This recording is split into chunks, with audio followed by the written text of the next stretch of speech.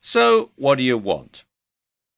Now, I know that sounds a really simplistic question, but it's one that a lot of people have difficulty answering. Because if you don't know what you want, how will you know when you've got it? And this is something that all too often gets overlooked because it's assumed that we already know this. How many motivational posters tell you things like, go after the one thing that makes you truly happy, or never give up on your dreams? Well, this is fine if you've always wanted to open your own restaurant, or if you've always dreamed of having your own rock band, or some other really long-held ambition that you've always wanted to fulfill.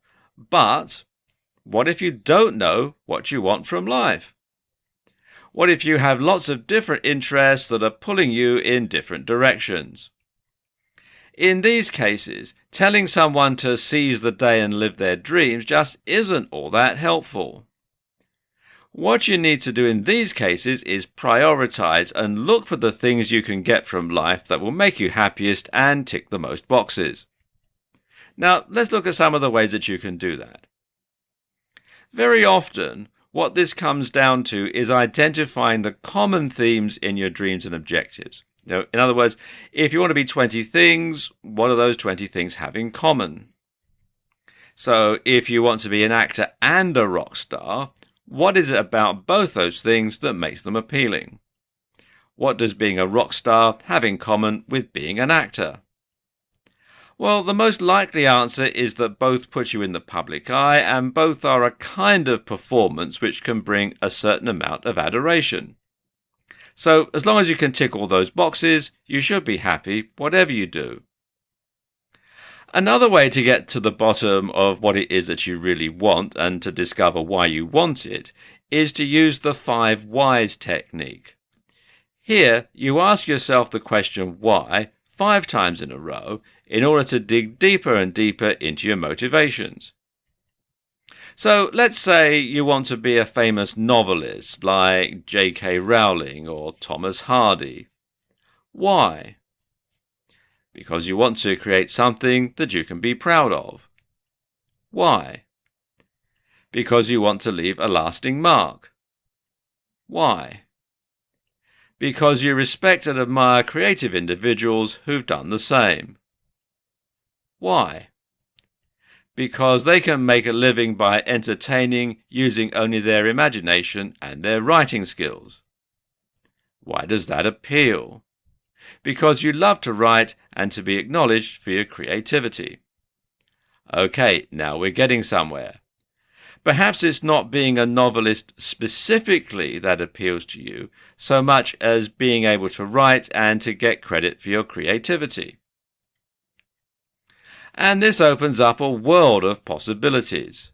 You could be an article writer, or a screenwriter, or a newspaper columnist, or a blogger.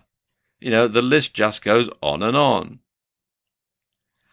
Another way to find out what it is you really want is to look at your role models and see what it is about them that you admire.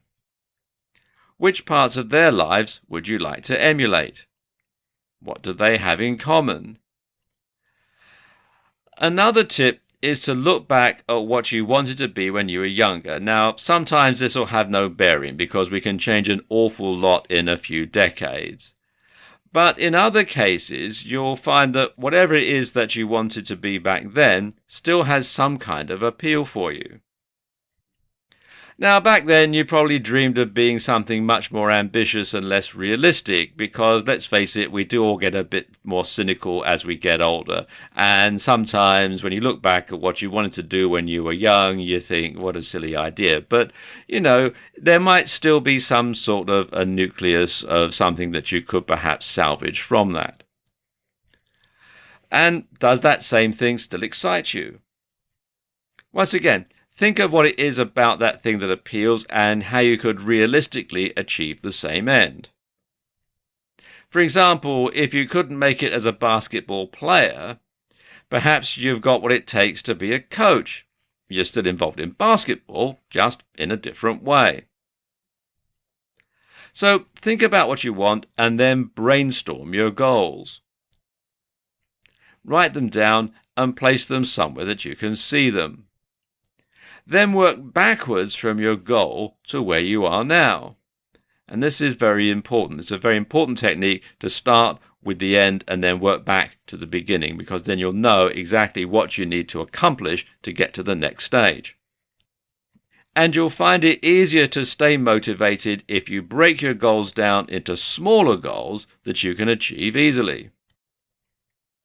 And once you've achieved one goal, you can move on to the next one until you've achieved your ultimate aim. Something that I personally have found very useful when trying to work through goals and trying to come up with ideas and brainstorming sessions and that sort of thing is to use mind mapping software. And the one that I like to use is called FreeMind, and it is actually a free piece of software that you can download. And I can just see here on the website, they've got some screenshots that show you exactly how it works and what it all looks like and how you can work through the various mind maps that you can use the software for. And you can find out more at freemind.sourceforge.net, and you can download the software for free. You don't need to be a clairvoyant to see your bright future before it happens. And in fact, it's very easy to do. Confused? You won't be after you've seen this video. Now, most people believe that we think in thoughts. That is to say, we have an inner monologue that works like the thought bubbles in comic books. Recently, though, more research suggests that we think in lots of modalities. Sometimes we visualize. Sometimes we imagine our bodies doing something and almost feel what we're thinking. And sometimes we just know. And this latter example is called unsymbolized thought. In fact, thinking with our bodies and our senses might just be what enabled us to develop thought in the first place. Now, briefly, embodied cognition is the idea that all our thoughts eventually relate back to physical experience. So you can imagine something because you've done it. When someone says something to you, or when you think something, your brain interprets this in such a way that it gives it meaning. You don't inherently understand language, which means the brain must be translating it into some kind of pure meaning. Psychologists once believed that the brain had a language of its own that they called mentalese. More recently, though, more and more experts adopted the belief that we understand things by visualizing them. When someone tells you a story, you understand the story because your brain visualizes it happening to you. Now, when somebody tells you that they walked along the beach, you visualize the color of the sand. You imagine the sea breeze on your skin, and you almost hear the sound of the waves breaking. When we think higher level thoughts, we understand them only because we can relate them back to our own physical experiences via abstraction. Maths, after all, is fundamentally based on counting. This is also consistent with the idea that areas of our brain light up during visualization, just as though we are really engaging in the action. So, if you imagine yourself swinging a golf club, then the neurons relating to that movement will fire in your brain, and as far as your brain and body is concerned, it might as well be happening. Don't believe that visualization can trick your brain into thinking something is happening and thereby alter your emotional state? Well, just try reliving some of your most upsetting moments or imagining scenes from a very sad movie, and you'll start to feel incredibly sad in no time. So, how can you use this power of visualization to improve your productivity or to help you achieve your goals? Well, there are a number of different ways. The best way is just to imagine what it will feel like to achieve your goals. Create a detailed mental image of the desired outcome using all of your senses. For example, if your goal is to lose weight, imagine what it will be like to put on a pair of jeans in your desired smaller size.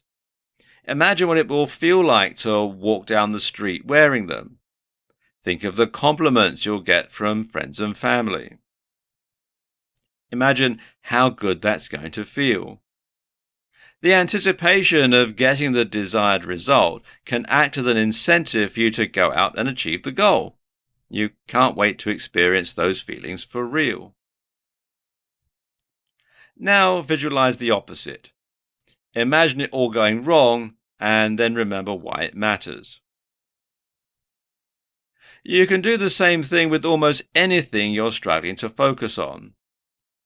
By linking what you're doing back to the emotional hook and the reason that you're doing it, you can much more effectively find the determination and drive that you need to complete it. Keep your goals in mind and you'll be much more motivated every day to get out of bed and start working out, or to work on your personal project, or to practice your musical instrument, or to put in your very best performance at your work. In this video, I want to talk about reprogramming your brain using a technique called CBT. Now, what is CBT? Well, CBT stands for Cognitive Behavioural Therapy. And according to the UK's National Health Service, cognitive behavioural therapy, otherwise known as CBT, is a talking therapy that can help you manage your problems by changing the way you think and behave. It's most commonly used to treat anxiety and depression, but it can be useful for other mental and physical health problems. Now, before you start thinking that because I'm using words like therapy and mental health, I'm implying that you must be some gibbering, straitjacket-wearing nutjob who needs to be locked up in a padded cell for his or her own protection, like our friend here, to benefit from CBT, nothing could be further from the truth. Everyone can benefit from introducing CBT into their lives. CBT is based on the concept that your thoughts, feelings, physical sensations and actions are interconnected, and that negative thoughts and feelings can trap you in a vicious cycle. CBT aims to help you deal with problems in a more positive way by breaking them down into smaller parts. And it looks for practical ways to improve your state of mind on a daily basis. So, how does CBT work in practice? Well, generally, it involves several steps and several different techniques that, when combined, allow you to control the way that you think and feel. The start is to identify the way you feel and what you're thinking when you're doing something. And one technique is to use mindfulness meditation. Simply by choosing not to let your thoughts and emotions affect you, you can become less controlled by them and less susceptible to your own fears and negative thoughts. Just empty your brain and concentrate on the here and now and what's going on around you. But at the same time, when the thoughts do start to creep in, you're going to make a note of them so you can try and change them. And this technique is called journaling. And what you do is you write down the feelings as they come to you, or you can write them in a journal at the end of the day. The next steps fall under the category of cognitive restructuring, and you can think of this as reprogramming yourself. And the first is thought challenging. Now, thought challenging is simple. It means that you're looking at all those thoughts that you made a note of, and now you're challenging them and testing whether or not you think they're really true. So, if you're afraid of public speaking, it may be that you think things like, I'm going to stutter and everyone will laugh at me. In thought challenging, we're going to deconstruct that belief and see if it really is likely or if it's anything to really be afraid of. So ask yourself, why would you stutter? Do you normally stutter when you talk? Why would people laugh at you? Are people usually that unkind? Would you laugh if someone had a hard time giving a speech? Or would you be more sympathetic and understanding than that? Does it matter? If you aren't going to see these people again, why does it matter what they think of you? Ask yourself these things and focus on the fact that the worst case scenario really isn't all that bad. Once you can start doing that, you'll see there's nothing to be afraid of. You can even repeat a maxim to yourself as a positive affirmation. It really doesn't matter what these people think of me. It really doesn't matter what these people think of me. You can think that to yourself over and over again. Hypothesis testing can be one of the most unpleasant and upsetting parts of CBT, but it's also by far one of the most immediately effective. The idea is that you're looking at those fears that you have, and then you're going to test if they're true. Now, let me give you an example from my own experience. When I was a boy, I had a terrible fear of escalators. I used to have this terrible feeling that when I got to the end, where it disappears underneath and rolls round, that it was going to chop my feet off. Or that if I was going up the escalator, a shoelace or a piece of clothing would get snagged in the escalator itself or in the handrail, and then when we got to the end, it would rip my arm off or rip my leg off. I mean, I didn't realize that escalators do have fail-safe devices built in to stop that happening.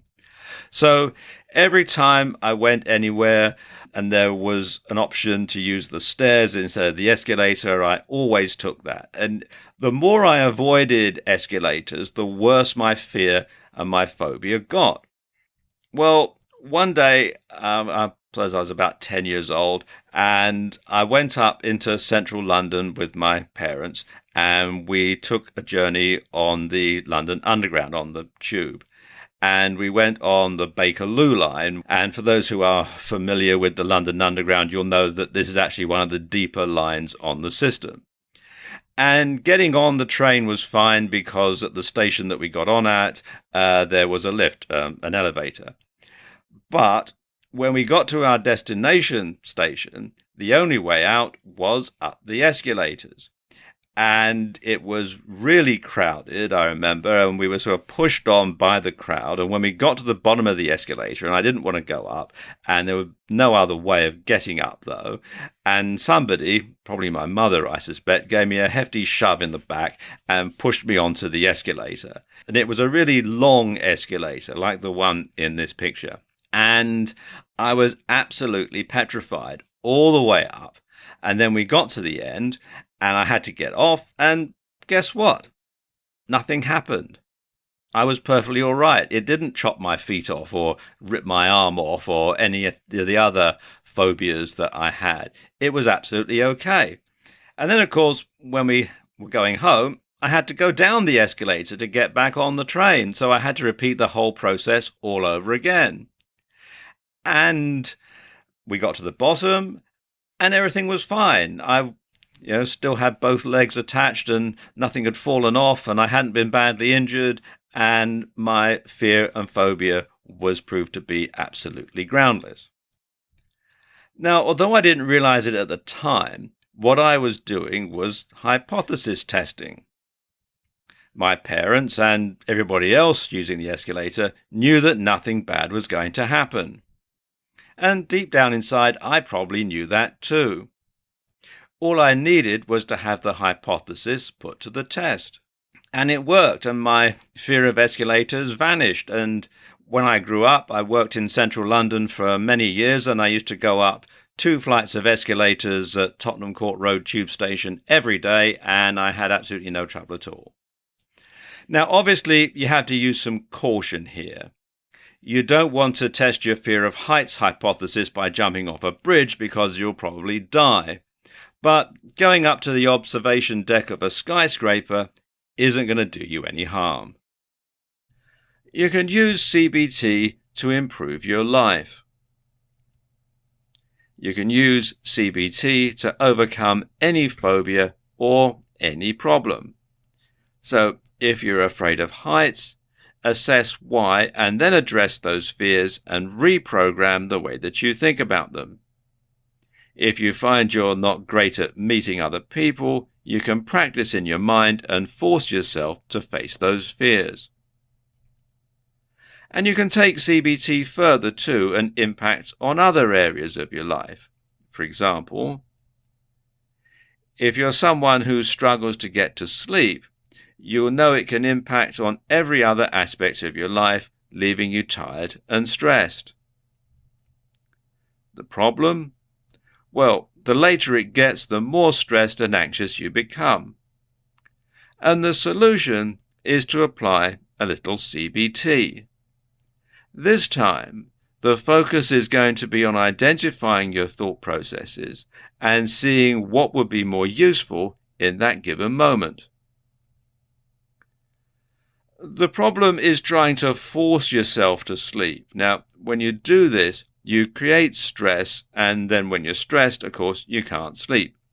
So instead, try reminding yourself that it doesn't matter if you get to sleep as long as you're resting. Resting is good for you no matter what, so just lie down and enjoy being comfortable. Focus on it and you'll be asleep in minutes. You can also use CBT to deal with stress. Actually, stress is not really one thing. Instead, it's a spectrum of responses that occur in response to dangerous situations. It all harks back to your inner caveman or inner cavewoman, and the part of your brain responsible for triggering the fight or flight mechanism. Now, if you were attacked by a woolly mammoth or a saber-toothed tiger, you'd either want to fight it, kill it and eat it, or flee from it before it killed and ate you. And this function still has a use in our modern world. If your house was on fire, you would need to trigger this mechanism to get away fast. Likewise, if a mugger had you cornered, you may have to fight him off and escape. The trouble is, not everything we perceive as dangerous is dangerous. Deep down inside, we know this, so we ignore it. And this conflict with one part of your brain saying, this is dangerous, and the other part of your brain saying, no, it isn't, causes us to be stressed. Now, of course, some stress can be good for you. If you're up against a deadline at work or you're studying for an exam at school, then stress can spur you on to achieve your full potential. So the solution in dealing with stress is to step back from the situation and examine it logically. Are you really in any immediate danger? What's the worst thing that can happen? How realistic is the worst-case scenario? Now, when you do this, chances are that your stress levels will go down because you'll start thinking logically rather than using your gut instinct, your caveman, cavewoman, fight or flight mechanism. And you can also use a mantra to help you reprogram your mind to overcome the stress as well. Now, exactly what you use will depend on the situation, but you should reassure yourself that the situation isn't dangerous and you should keep calm and carry on. In addition to dealing with stress, CBT is incredibly effective for treating anxiety attacks. Now, ironically, one of the biggest dangers with anxiety attacks is that they make us stressed. Because we're stressed about anxiety, this makes us become even more stressed, and we work ourselves up into a fluster that can end with fainting and hyperventilation. Not good. The solution? Well, just acknowledge it for what it is and allow it to pass. Say to yourself, this is an anxiety attack. I must let it run its course, and then you just allow it to happen. And go about your business as you normally would, and don't try to do anything about it. You can also do something similar when trying to be less stressed generally, especially when you're trying to calm yourself before a first date or before an interview. Instead of worrying about being stressed, just remind yourself that some stress can be good for you. Something else that's very powerful that you can use is to apply a gratitude attitude. Now, this is a bit like CBT, except in this case, you're not trying to combat a fear or stress. Instead, you're simply going to change your focus again, and this time you're focusing on what makes you happy and what you're grateful for. And this is a great change because a lot of us are so caught up in everything that's wrong, we never think about how much is right. So take a moment at the end of each day and write down the things that you're grateful for. Your spouse, maybe. Your job, your house, your cat, the computer game you're playing. Write it all down and be grateful. Because there's so much to be happy about, but a lot of the time we miss it. So take your new ability to change the way you think and focus on it. And suddenly, everything becomes happier. In this video, I want to talk about how you can become more mindful, because becoming more mindful is a key way of reprogramming your brain to be more successful. Now, of course, the big question is, what is mindfulness? Well, essentially, mindfulness is a form of meditation that has been adopted by CBT. CBT, in turn, is cognitive behavioral therapy. And it's a psychotherapeutic approach used to treat conditions like anxiety, phobias, addictions, etc. And the fact that this is a form of meditation can put some people off.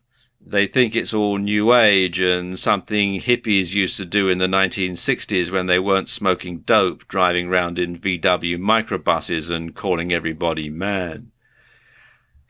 Others associate it with religion, like Buddhism, for example, and think that taking it up might compromise their own religious faith. And then there are people who aren't religious at all and don't want to be associated with it for that reason. In fact, nothing could be further from the truth.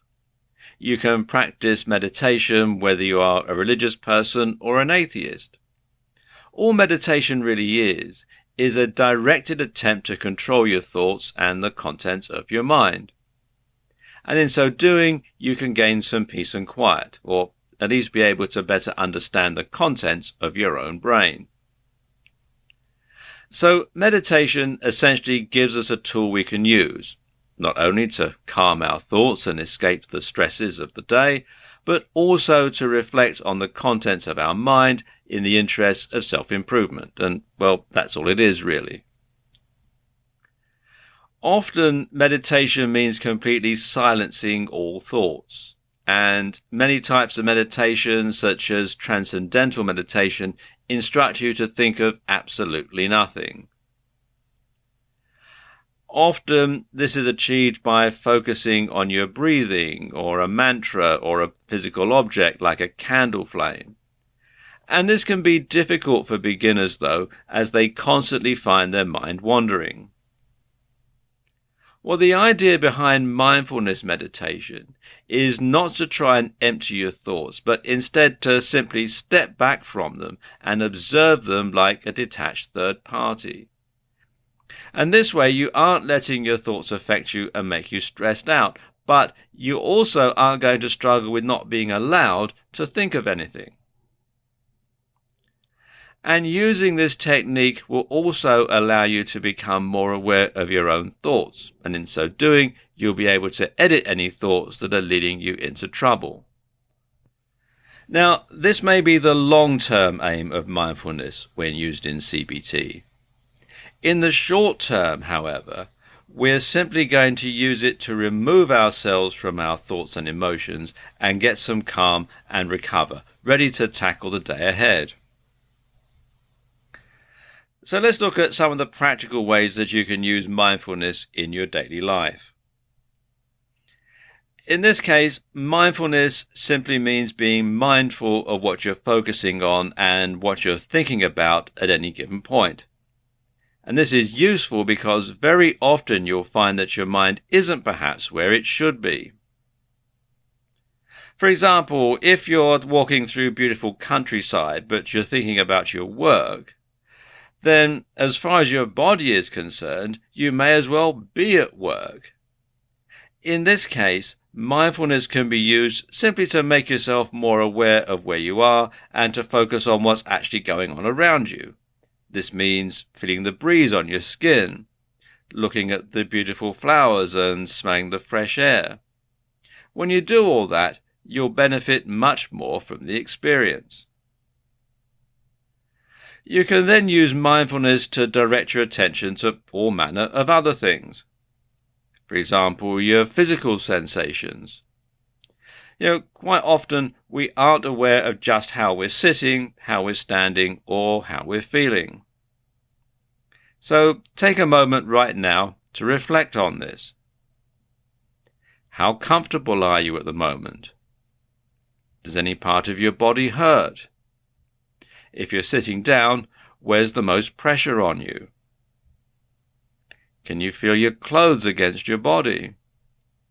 A watch maybe? How warm are you?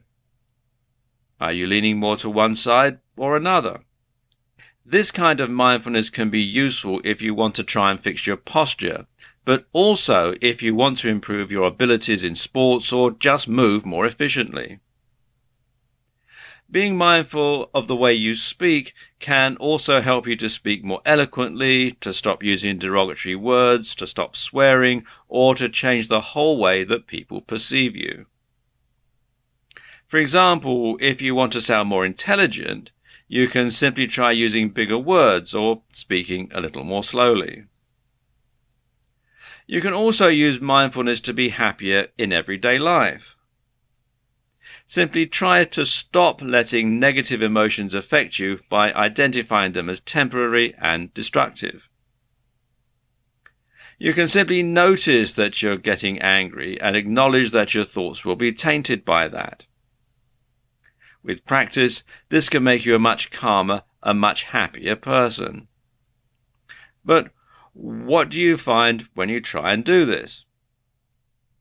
In all likelihood, you'll find that you forget. And this is just like the same way you forget to pick up a pint of milk when your spouse asks you to, and it's the same way you forget to take back a library book every once in a while. Most of the time we have no control over what we're focused on or paying attention to. We find ourselves forgetting things, getting into bad habits, or stressing when we should be enjoying ourselves. Practicing mindfulness, both as a form of meditation and during the day, can help to improve your ability to control your thoughts and decide how you want to improve yourself and what you want to focus on. When conditioning your mind for success, sometimes it's hard to break old habits and change everything at once. And that's where Kaizen and the law of attraction come in. Let's look at each of them in turn. Kaizen is Japanese for improvement, and when used in the business sense and applied to the workplace, Kaizen refers to activities that continuously improve all functions and involve all employees from the CEO to the assembly line workers. When used generally in your life, it can mean lots of little changes that add up to one very big change. It might mean breaking bad habits one step at a time, or achieving a main goal by achieving lots of little goals along the way. So let's say your goal is to quit smoking. Well, your first step would be to stop smoking cigarettes and start using patches and chewing nicotine gum. Then you gradually cut down the patches and finally you reduce the amount of gum. And each step along the way leads you closer to reaching your goal of quitting smoking and eliminating your addiction to nicotine. Another example would be learning to play a musical instrument. As you practice, you slowly get better and improve your performance. Now, Toyota, the car manufacturer and big Japanese conglomerate, have taken this to a whole new level. The Toyota production system is known for Kaizen, where all line personnel are expected to stop their moving production line in case of any abnormality and, along with their supervisor, suggest an improvement to resolve the abnormality which may initiate a Kaizen. And they actually do this in a way that's also known as the Schuhart cycle, Deming cycle, or PDCA. And you start with plan. So you plan what you're going to do and you do it. Then you check it and then you act. That's the PDCA. Now, in between do and check, there's also another cycle that you go through. You start with problem finding, display, clear, and acknowledge. And this whole thing is a continuous loop, or two intersecting continuous loops. So as soon as you've completed the last step, which is act, immediately you're starting to plan again. So you're planning the next step. So plan, do, check, problem find, display, clear, acknowledge, act, and then plan and on to the next step. And the whole thing is a continuous cycle over and over and over again. So it's a continuous improvement with every step of the way. Now consider the law of attraction. This states that like attracts like, and if you act in a certain way, your life will change to match. When applied to health, the law of attraction states that worry, fear, stress, or other negative thoughts can make people sick, while positive thoughts of wellness or love can keep people healthy and even cure illnesses. And this can be seen in scientific studies where the placebo effect takes place. Those who receive fake sugar pills tend to become healthier due to the mere fact that they think they're getting treatment when they aren't. Proponents also claim that an important part of maintaining health and curing illnesses is to be able to visualize yourself as being healthy. In finance, it's claimed that if someone consistently thinks prosperous thoughts, then irrespective of their actual situation, they will experience prosperity in the future because like attracts like. Conversely, if a person consistently thinks they are poor, then that will be their future experience. Law of attraction proponents claim that it affects our relationships because whatever we focus on, we experience more of. So if an individual focuses on another person's good qualities, then they experience more of those. Whereas if they focus on what they dislike about that person, those will be the characteristics of that person they experience. They also claim that if you can visualize that a certain person is being nice to you, then you'll be attracting experiences to match those thoughts. When it comes to ambitions and things you want out of life generally, it's claimed that when someone visualizes clearly and in detail what they want to achieve and focuses upon that image, they set in motion through the law of attraction a chain of events which eventually culminates in the materialization of that vision. So act confidently, dress well, look great, and people start taking you more seriously. You then start to be given more responsibility at work, and your career improves. You make more money, enabling you to live a healthier lifestyle. This makes you more attractive to the opposite sex, and your life generally becomes better. When combining Kaizen and the law of attraction, it brings changes to all areas of your life and facilitates improvements across the board. One of the things that all of us have to do in life at some point is to overcome obstacles. And it's how you approach the situations and how you devise strategies and tactics to overcome those obstacles and achieve success that separates people who are really successful from the also-rans in the rest of the community. When I was at school, one of my teachers had a poster on his classroom wall, and it said, "When life gives you lemons, make lemonade."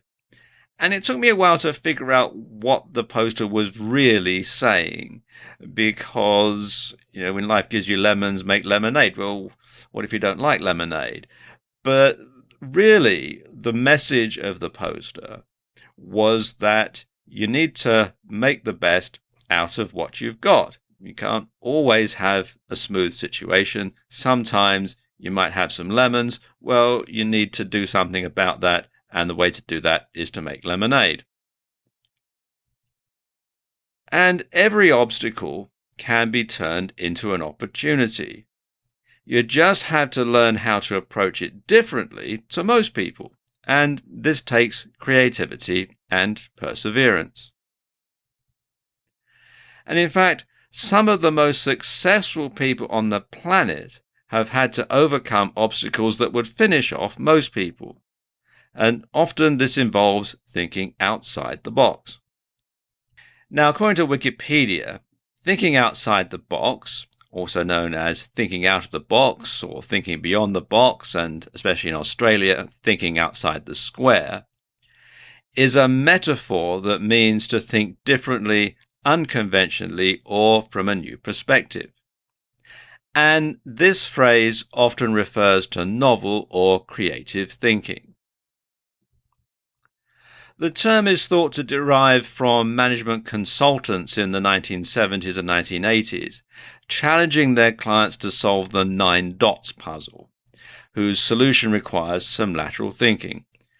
Now, basically, as you can see on the screen here, you have a grid of 9 dots. And the goal of the puzzle is to link all 9 dots using 4 straight lines or fewer, without lifting the pen, and without tracing the same line more than once. So, how would you solve this puzzle? Pause the video now and give it a go.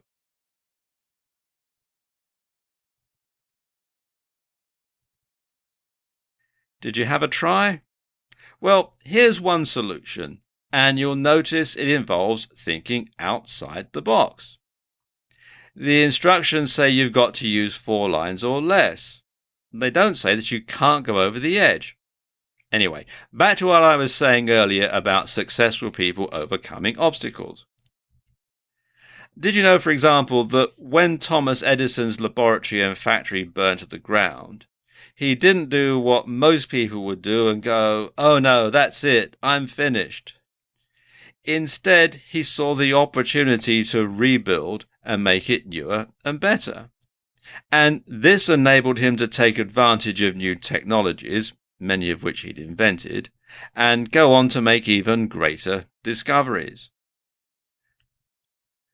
Bill Gates' first business went bust, so raising finance for his next venture must have been a real obstacle. You go to the bank manager and ask for a loan, and they want to know what your experience is in business, and you say, "Well, my first company went bankrupt with massive debts," and the bank manager will say, "Thank you very much," and show you out the door.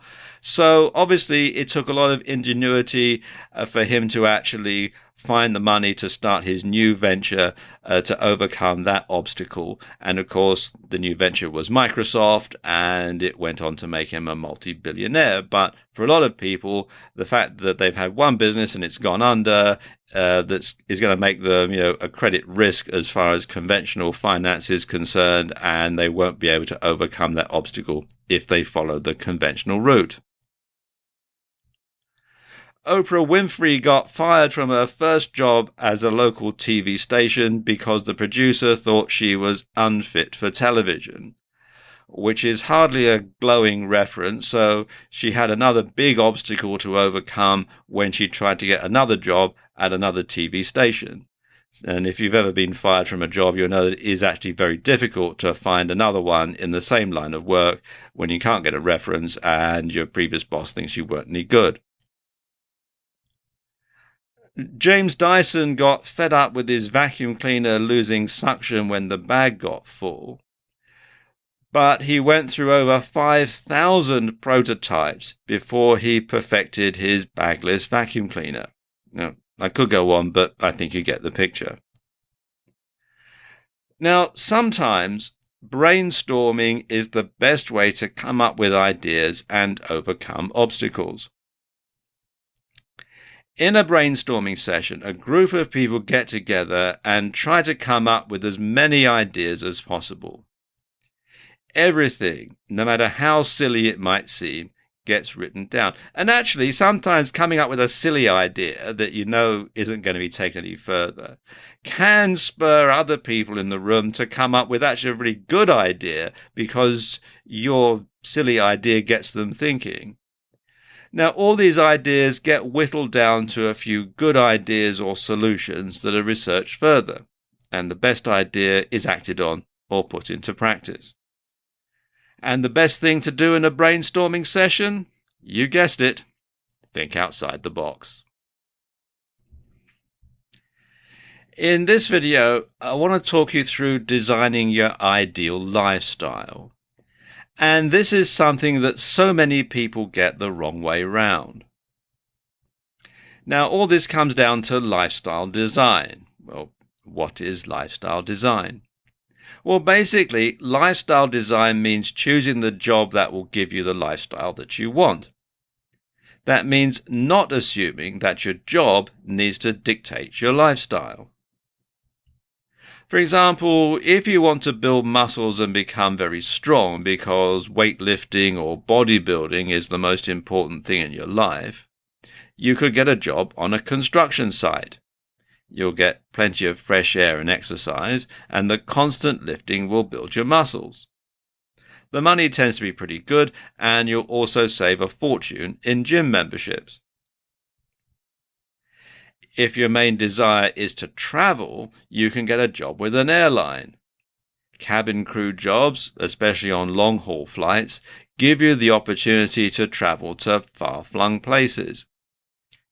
Airlines also offer subsidized or even free travel to ground-based employees, so a job in reservations, publicity, or even the accounts department could give you the opportunity to do a lot of traveling in your spare time.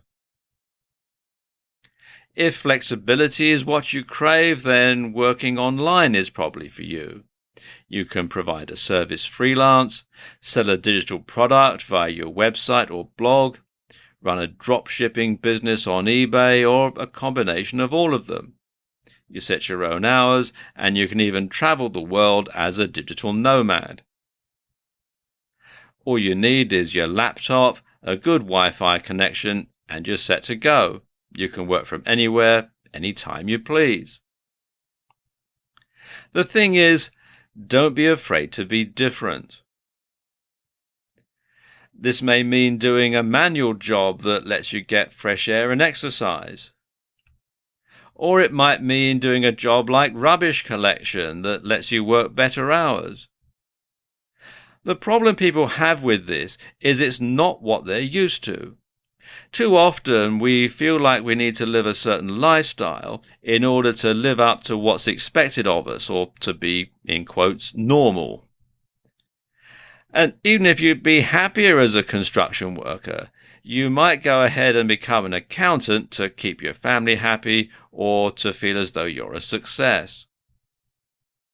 And this is a mistake, and your happiness is what should always come first. Likewise, you shouldn't be afraid to be a little unusual. Maybe you want to combine careers in a way that's not particularly common and that onlookers would find strange, but that's fine, really. Don't be afraid to be the first. The fact that you're happy with the lifestyle that you're leading is really what matters. In this video, I want to talk you through how you can become more present and become more involved in things that are going around you and in everything that you do. Now, how can you do this? Well, one method is to start focusing on your body and on your senses a little more. The fact of the matter is that most of us are so in our own heads that we barely notice half of what's going on around us. We walk in a dream state worrying about work or about relationships, and we hardly take time to stop and smell the roses, either literally or metaphorically. So try this right now. Turn off any music that you're listening to and instead just start to notice the sounds around you. I mean, really, really listen. What can you hear? Well, chances are if there's a road somewhere near you, you're going to hear traffic noise.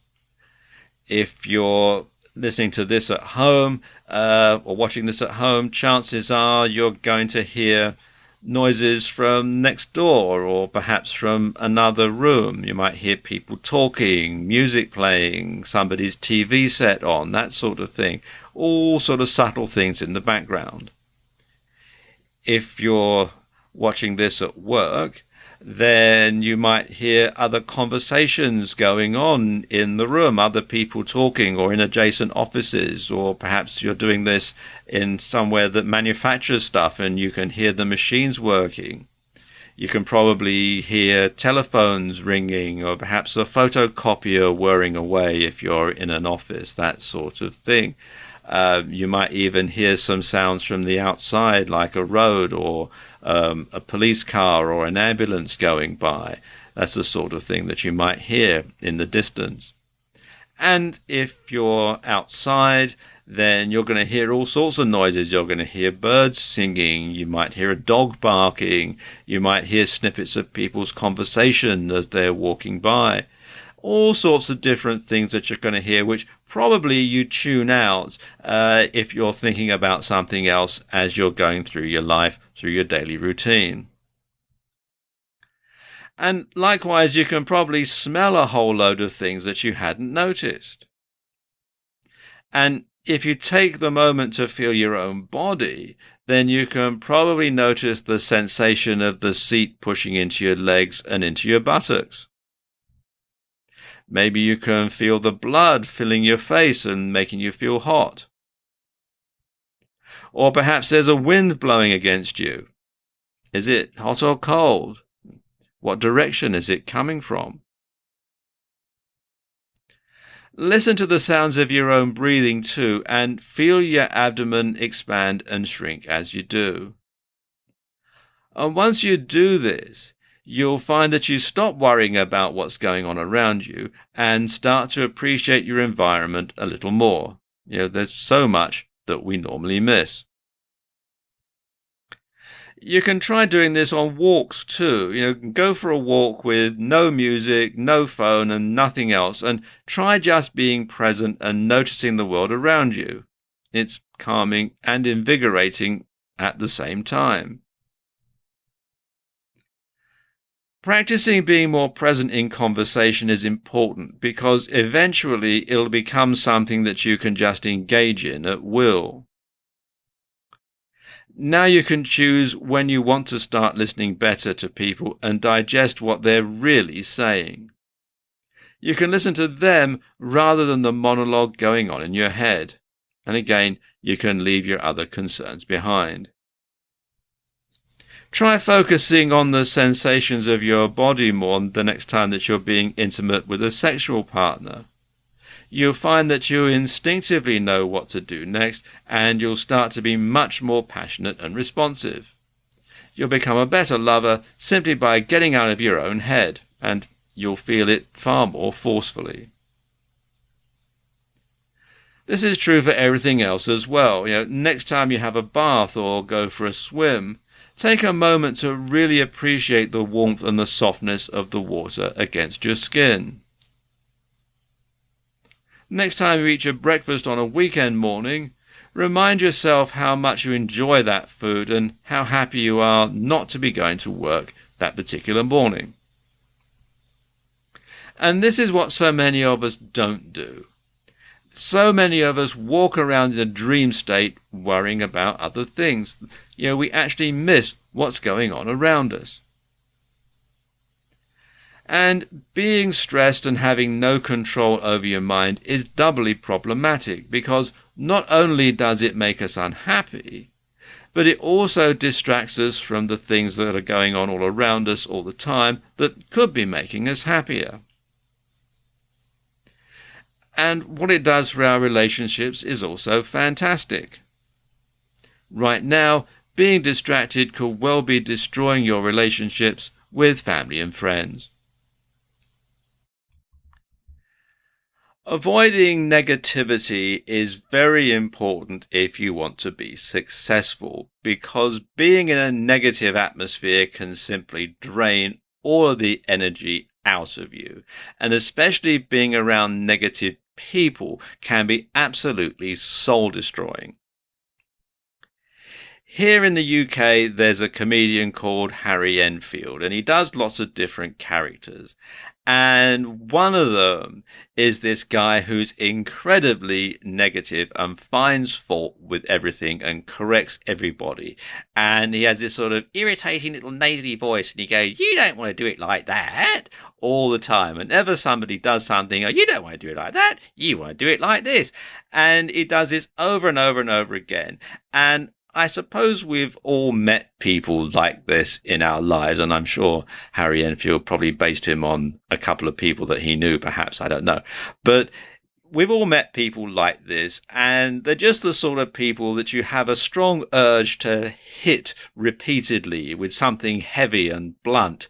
And they'd probably go, "Oh, you don't want to hit me with a baseball bat. You want to use a bit of lead pipe." "All right, mate, if that's what you want, that's what we'll do." But, it just can be really, really irritating and really soul-destroying because they'll find something wrong or suggest an alternative with just about everything. So in this video, I'm going to give you 5 ways to avoid negative people, or more specifically, to avoid letting negative people drag you down into their pit of negativity. And way number 1 is to take responsibility. Stop being a victim of these negative people. Go from blaming, judging, and criticizing to assuming full responsibility for your own thoughts and feelings. When someone says, "You don't want to do it like that," well, actually, yes, I do, because if I didn't want to do it like that, I wouldn't be doing it, would I? So take a different approach to how you deal with their negativity, and don't respond in kind. Negativity feeds off itself. Way number 2 is to avoid complainers. Now, people who complain about everything will never enhance your life. They're not looking for solutions, they just want to do nothing and moan. In fact, if you offer a solution, they'll find something wrong with it.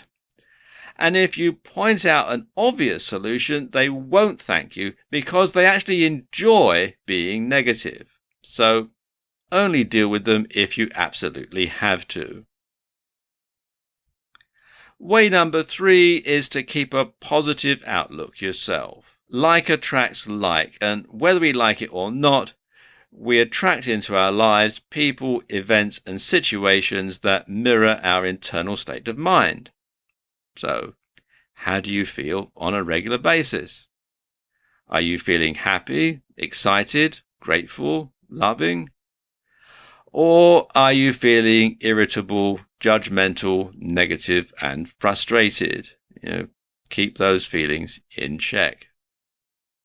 Way number 4 is don't overanalyze the situation. Negative people can sometimes behave irrationally, and you'll waste valuable time and energy if you try to make sense of all their actions. So do whatever you can to prevent yourself from becoming emotionally invested in their issues.